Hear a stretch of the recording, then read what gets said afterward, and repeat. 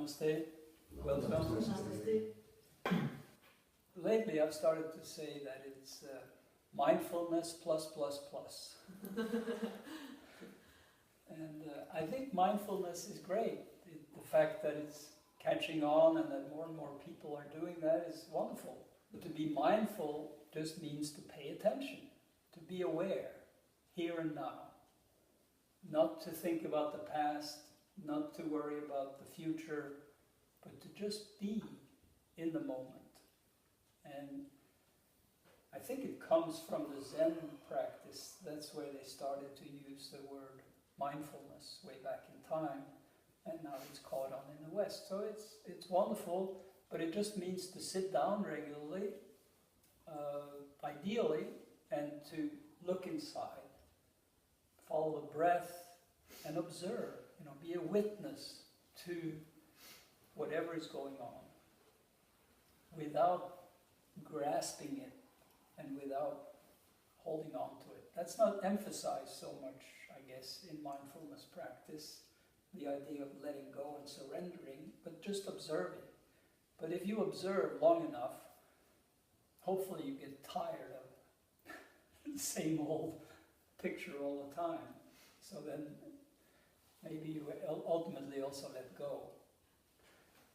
And of course it's bringing that mindfulness into everyday life, work life, family life, every kind of life that you have, to be mindful of it, rather than to be in the thoughts, thinking about the past and being stuck in patterns and different things, and really not worrying about the future. Now the reason I call it plus plus is that, as almost all of you know, is that we go into the chakra system. So we go into the breathing in a deeper way and really wish inside to open and feel the flow in the chakras. And this is not an easy thing to do. It becomes a lot more intense when you insist on going in there and really stirring up your system. Now, what happens usually when you do that, and that's why it may not be so suitable for everybody, if you are too crazy in the mind, this is going to stir up even more in the mind. So you have to be able to then handle it.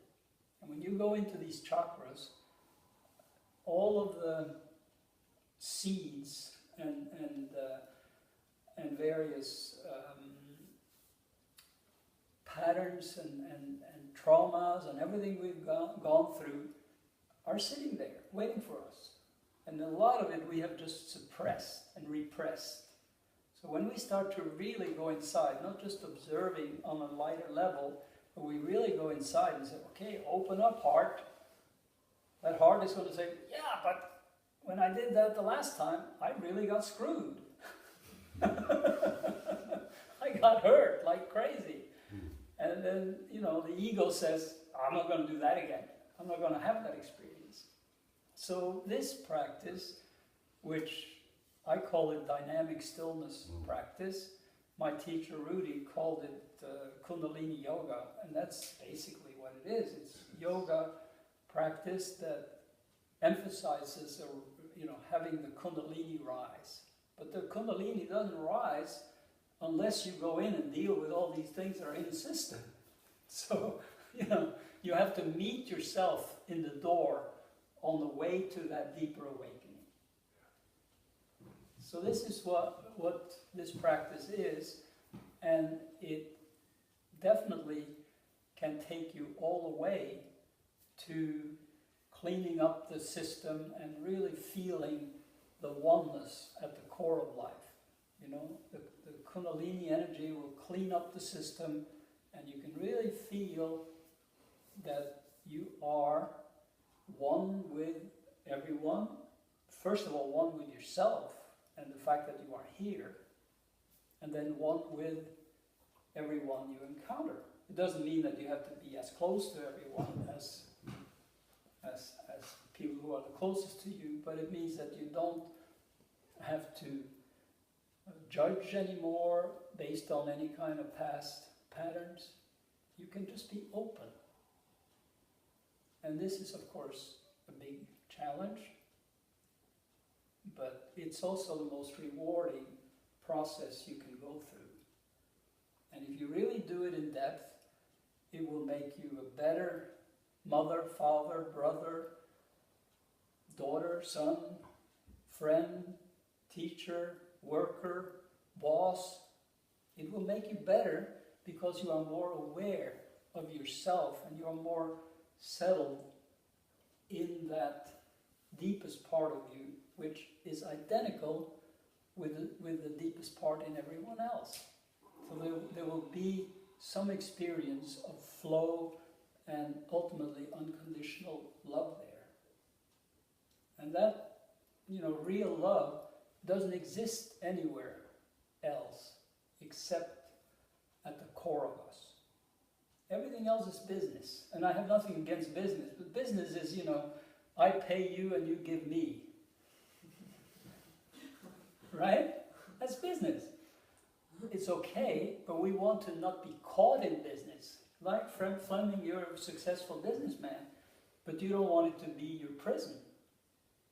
Right? So in order for it not to be our prison, we have to be in touch with something deeper than I pay you and you give me.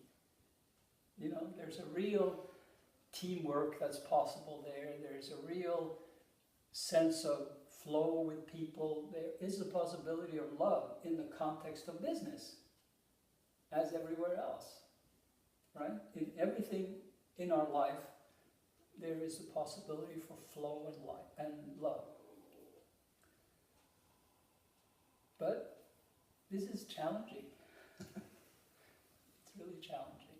And it's a lifelong practice. And the reason I call it dynamic stillness is that the stillness is the infinite potential at the core of life. It's called Shiva. And then Shakti is the vibration within Shiva. Or, the two are one. Infinite potential and unfoldment, or unfolding, I guess is the right word, is always happening within that stillness. So the whole universe, unfolds as everything we can observe and beyond. And it is us. We are dynamic stillness. We've just forgotten about it. Or we lose touch with it, So the practice is to return backwards into the deepest part of ourselves, through the more superficial. This body is pretty superficial. It's dying every day, and it will be gone. But the energy at the core of it will not be gone. The deepest energy, the subtle vibration that is in that infinite field will not be gone. It'll continue to vibrate. It'll take new forms, but it's not going to go anywhere. It's going to be contained within that oneness that is the universe and the source of the universe. Or let's say just the source of the universe, because the universe will also be gone. But something new will unfold. Different universe, maybe. Who knows? We don't have to worry about that. So, dynamic stillness, the important thing for us is that we can practically feel it. When we really turn our attention inside, and when we really go through the chakras and open up and feel the energy there, we can feel that the stillness at the core of us, when we really get focused and still, it is not dead stillness. There's energy vibration there. So it's possible to have that experience in glimpses, and then gradually we want to immerse ourselves more and more in that.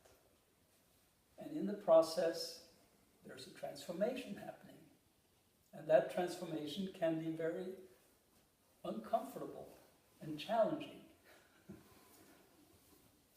Because we have to burn up a lot of old things.